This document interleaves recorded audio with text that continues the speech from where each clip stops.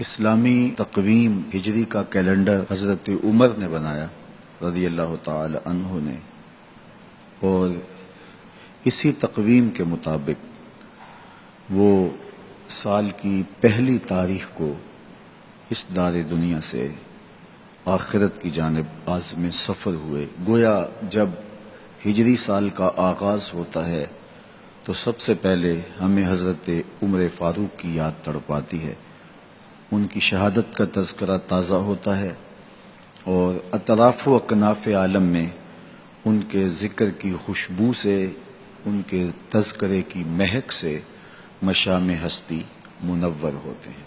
تو یہ نئے سال کا آغاز ہے، ہم نئے عزم کے ساتھ آگے بڑھیں اور اپنی صبح کا آغاز صلاۃ التہجد سے کریں۔ تہجد کے لمحے اللہ کی رحمتوں کے نزول کے خاص لمحے ہوتے ہیں۔ میرے بزرگ فرمایا کرتے تھے کہ باطن کی صحت کے لیے تہجد کی نماز بہت ضروری ہے، اور جسم کی صحت کے لیے صبح کی سیر بڑی ضروری ہے۔ تو یہ دو چیزیں جو ہے وہ بہت ضروری ہے۔ تو بالخصوص یہ بچے جو ہیں، جب اس عمر میں ان کی عادت پختہ ہو جائے گی تو یہ زندگی کی آخری سانس تک باقی رہے گی۔ میرے بزرگ فرمایا کرتے تھے کہ مجھے تہجد کا عادی میری ماں نے بنایا۔ وہ کس طرح کہتے ہیں کہ جب تہجد کا وقت ہوتا تو میری ماں میرے پاؤں آ کے دباتی تھی اور میں جلدی سے اٹھ جاتا، تو وہ تہجد کے لیے مجھے مصلی پہ بٹھاتی۔ اس کے بعد نماز فجر ادا کیجئے، اور سورۃ یاسین جو شخص اپنے دن کا آغاز سورہ یاسین سے کرتا ہے، سارا دن اس کی حفاظت ہوتی ہے، شیاطین سے، شریروں سے، شر سے، گناہوں سے اور بہت سارے معاملات سے، اور نادیدہ حملوں سے، بہت کچھ چیزوں سے اللہ تعالیٰ اس کو محفوظ رکھتا ہے۔ تو سارے سورہ یاسین کی تلاوت اپنے معمولات میں شامل کر لیں۔ نماز فجر کی ادائیگی کے بعد آپ ہلکی پھلکی ورزش ضرور کیجئے۔ جو قوی مومن ہے، طاقتور مومن ہے، کمزور مومن کی نسبت اللہ کو زیادہ محبوب ہے۔